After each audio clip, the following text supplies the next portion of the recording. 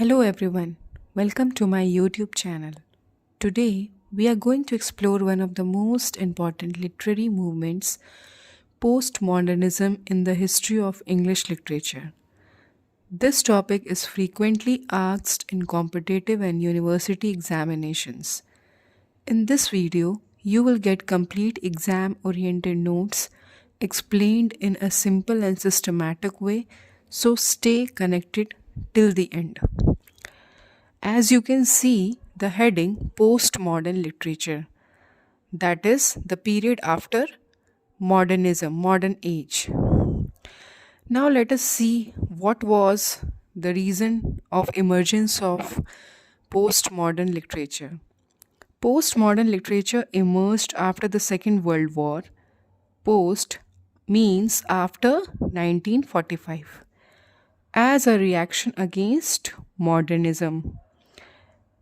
This was a reaction against modernism. Now let us see what does it reflect. It reflects uncertainty, fragmentation, disbelief in absolute truth, and the question traditional ideas of reality, history, identity, and meaning. It means there is no single truth, everything is relative. This is what all the postmodern poets are describing about the modern age. It means ये बताने की कोशिश की जा रही है कि जो मॉडर्निज्म था वो इतने सारे कमियों से भरा हुआ था जो कि uncertainty, fragmentation, disbelief in absolute truth and questions traditional ideas of reality, history, मतलब हर एक चीज़ के बारे में बता रहे थे कि ये सारी चीज़ें जो थी वो प्रेजेंस थी. अब हम देखते हैं कि इनका क्या ही हिस्टोरिकल बैकग्राउंड रहा. It developed in the mid 20th century. जो हमारा पोस्ट मॉडर्न लिटरेचर है वो डेवलप कब हुआ है? मिड 20th सेंचुरी में. और ये किससे किससे इन्फ्लुएंस हुआ है? World war first, cold war, rapid technological growth, बहुत ज़्यादा टेक्नोलॉजी का ग्रोथ हो रहा था, उसका इन्फ्लुएंस है. कोल्ड वॉर का इन्फ्लुएंस है और साथ ही साथ कंज्यूमर कल्चरल मास मीडिया का. अब कंज्यूमर कल्चरल और मास मीडिया भी उस समय तक आ चुके थे और ये जो है बहुत ही इम्पॉर्टेंट एक हिस्टोरिकल बैकग्राउंड था जिससे इन्फ्लुएंस होके पोस्ट मॉडर्निज्म शुरू हुआ. और सबसे ज़्यादा इम्पॉर्टेंट यहाँ पे ये है कि फ़िलॉसफिकल बेस क्या था. फ़िलॉसफिकल बेस हमारा जो हमारे जीन फ्रैंकोइस लियोटार्ड्स थे वो जो है हमारे आइडिया दिए हुए थे कि भाई इनक्रेडुअलिटी टुवर्ड्स मॉडर्निज्म या फिर मेटा नरेटिव्स. इसका मतलब वो यही कहना चाहते थे कि इस आधुनिक धारणा की उत्तर आधुनिक आलोचना बस ये है कि इतिहास की दिशा की यह व्यापक कहानी मन गढ़ंत है. मतलब कि ये सारी जो कहानियाँ हैं वो सब मन गढ़ंत हैं. और उनका ये कहने का था कि इतिहास और मनुष्य की शायद कोई व्यापक दिशा नहीं है, जैसे कि पुरानी कहानियाँ या व्यापक कथाओं में बताया जाता है जिसे हम स्वयं को सुनाया करते हैं. ठीक है. It means that he was ultimately saying that big totalizing stories society tell themselves to make sense of the world and offering universal explanation, legitimacy, and all the things which were related to humanism. They were saying that this were all the stories that the societies told themselves, okay, to know the reality of the world. And can you tell me incredulity means? It means that a lack of belief or trust in these big stories. Whatever stories they were saying, there was lack of belief. Now I think this one is very important. Let us move on to the major characteristics of postmodern literature. The first one is fragmentation. हमें तो लगता है कि जैसे post modern literature में ज़्यादा कमियां थी मॉडर्न लिटरेचर के कंपैरिजन में। जैसे कि पहले हम देख सकते हैं फ्रैगमेंटेशन था, मतलब ब्रोकन नैरेटिव स्ट्रक्चर था। सबसे पहली बात, फ्रैगमेंटेशन का ही मतलब होता है टुकड़ों में। और नॉन लीनियर स्टोरी टेलिंग थी, कोई भी स्टोरी बताने का कोई एक लिनियरिटी थी ही नहीं, एक सीक्वेंस था ही नहीं। तो इसीलिए ब्रोकन नैरेटिव स्ट्रक्चर था, नॉन लीनियर स्टोरी टेलिंग थी। दूसरा, इंटरटेक्सचुअलिटी। ठीक है, जो टेक्स्ट थे, वन टेक्स्ट रेफर्स टू और बोरोस, मतलब एक कहीं और से दूसरा कहीं और से, बोरोस फ्रॉम अदर टेक्स्ट, जो मैंने कहा। तीसरा, पैस्टीज। इसका क्या मतलब है? Mixing of styles, genres and voices, imitation without satire. मतलब ये क्या किया था, मिक्स कर दिया था सब कुछ एक सी, मतलब एक ज़्यादा, मतलब इम्पॉर्टेंट या तो स्टाइल्स एक प्रॉपर यूनिक स्टाइल से नहीं काम कर रहे थे, या फिर एक स्पेसिफिक जेंडर्स को नहीं फॉलो कर रहे थे, और ना ही एक पर्टिकुलर वॉइस थी, मतलब हर एक चीज़ का मिक्सचर था। And the fourth characteristic was metafication.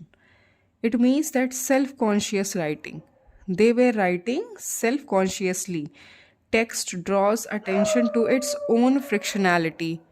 मतलब कि जो टेक्स्ट था वो अपने ही फ्रिक्शनैलिटी को शो कर रही थी।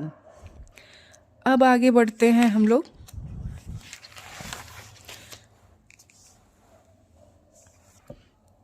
पैरोडी, इसका मतलब होता है कि किसी भी स्टोरी को इमिटिएशन विथ ह्यूमर और आयरनी से बताना।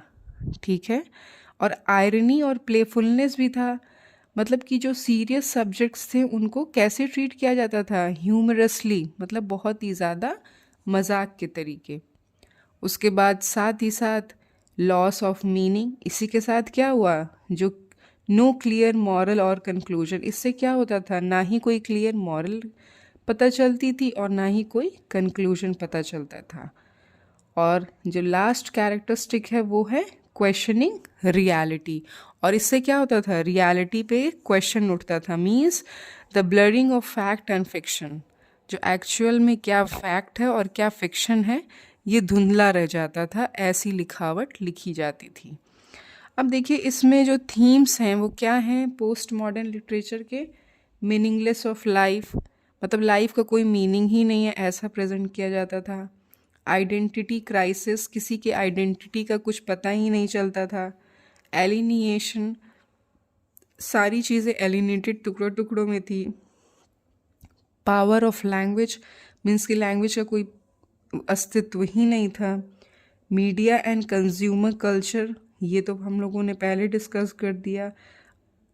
एब्सर्डिटी ऑफ एग्जिस्टेंस, मतलब मूर्खों वाला जो एक एग्जिस्टेंस होता है उसको दिखाया जाता था। अब हम चलते हैं कि डिफरेंस क्या है, difference between modernism and post modernism. इसमें हम देख सकते हैं कि इसमें क्या बता रहा है कि सर्च फॉर मीनिंग, इसमें जो मॉडर्निज्म था मीनिंग की खोज होती थी, और इसमें मीनिंग अनस्टेबल था, मतलब उसका कोई महत्व ही नहीं था। दूसरा, मॉडर्निज्म में जो टोन था वो सीरियस था, और इसमें कैसा टोन था, प्लेफुल एंड आयरनिक।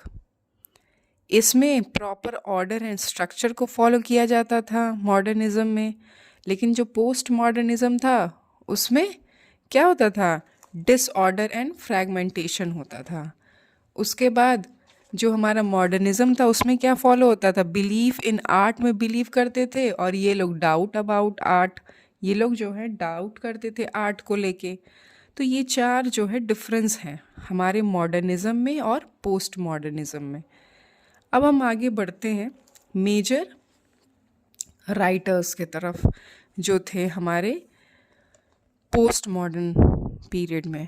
तो इसमें दो पार्ट में है, एक है इंग्लिश एंड अमेरिकन राइटर्स और दूसरे हैं ब्रिटिश राइटर्स। तो इंग्लिश और अमेरिकन राइटर्स में Thomas Pynchon, John Barth, Don DeLillo, Kurt Vonnegut and Samuel Beckett. इसके बारे में इनके बारे में हम लोग पढ़े हैं। He is known as transitional figure, और इनके बारे में क्वेश्चन पूछा जाता है। और इसी में हमारे ब्रिटिश राइटर्स थे 3, Angelina Carter, Julian Barnes, Martin Amis. अब लेकिन जिसमें जो इम्पोर्टेंट है हमारे सैमुअल बेकेट है, is often linked with absurd drama. इनका नाम किससे जोड़ा जाता है? एब्सर्ड ड्रामा से। लेकिन जो इनके वर्क्स हैं, his work shows post modern trends. क्या शो करते हैं? पोस्ट मॉडर्न ट्रेड्स के बारे में बताते हैं। जो पोस्ट मॉडर्न की क्राइटेरिया थी उसको बताते हैं। अब हम लोग जो इम्पॉर्टेंट वर्क्स रहे हैं उसको देखते हैं हमारे इस एज में। तो सबसे पहले हैं स्लॉटर हाउस 5। ये कौन लिखा है? कुर्ट वॉनगट ने। दूसरा है हमारा वेटिंग फॉर गोडॉट। ये कौन लिखा है? सैमुअल बेकेट ने। बहुत ही इम्पॉर्टेंट है ये। द फ्रेंच ल्यूटिनेंट्स वुमेन, ये भी बहुत इम्पॉर्टेंट है, जो कि कौन लिखा है? जॉन फाउल्स ने। ग्रेविटीज रेनबो, ये कौन लिखा है? थॉमस पिंकॉन। ये जो है कुछ इम्पॉर्टेंट वर्क्स हैं इस मॉडर्न पोस्ट मॉडर्न लिटरेचर के। तो ये बहुत ही इम्पॉर्टेंट है और हम ये देख लेते हैं कि क्या क्या कंट्रीब्यूशन रहा है हमारे लिटरेचर में पोस्ट मॉडर्न पीरियड का। सबसे पहले तो चेंज्ड ट्रेडिशनल स्टोरी टेलिंग, जो एक ट्रेडिशनल चलती आ रही थी स्टोरी टेलिंग की, उसको बदल दिया। गेव फ्रीडम टू एक्सपेरिमेंट, क्या किया इन्होंने? फ्रीडम दे दिया एक्सपेरिमेंट करने का। उसके बाद challenge authority and fixed meanings, जो अथॉरिटी था उसको इन लोगों ने चैलेंज किया और जो फिक्स्ड मीनिंग थी उसको भी चैलेंज किया। Blended high and popular culture, और साथ ही में हाई और पॉपुलर कल्चर का मिक्सचर कर दिया, ठीक है, इस एज में। अब हम देखते हैं कि the post modern literature represents a world full of uncertainty and complexity, मतलब कि कोई भी चीज़ की सर्टेनिटी ही नहीं है और साथ में कॉम्प्लेक्सिटी भी है। Where truth is relative and multiple interpretation exist, जहाँ पे ट्रूथ कैसा है? रिलेटिव है और मल्टीपल इंटरप्रिटेशन, बहुत लोगों के बहुत सारे विचार जो हैं एग्जिस्ट करते हैं। इट, और साथ ही साथ इससे क्या इम्पैक्ट होता है? It reflects modern societies confusion, जिससे क्या होता है? सोसाइटी में कन्फ्यूजन दिखाता है कि, या फिर जो सोसाइटी में कन्फ्यूजन मौजूद है उसको दर्शाता है। Diversity and loss of faith in grand ideals, और साथ ही साथ उसके साथ जो ग्रैंड आइडियल्स है उसमें जो विश्वास खोया है उसको दर्शाता है। तो so friends, in today's video we discussed postmodernism in the history of English literature, including its meaning, background, main features and important writers. This topic is very important for an examination point of view, so revise it properly. If this video helped you, please like, share and subscribe to the channel for more such exam oriented English literature content. Thank you very much.